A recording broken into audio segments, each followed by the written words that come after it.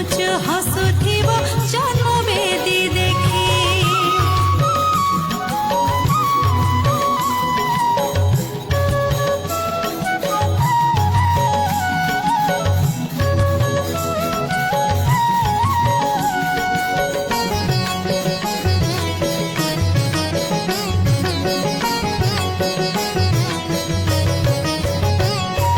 ବରଷେ ହେଲାଣି ପୁଅ ଆସିନି ପାଖକୁ, ଉଠୁଣୁ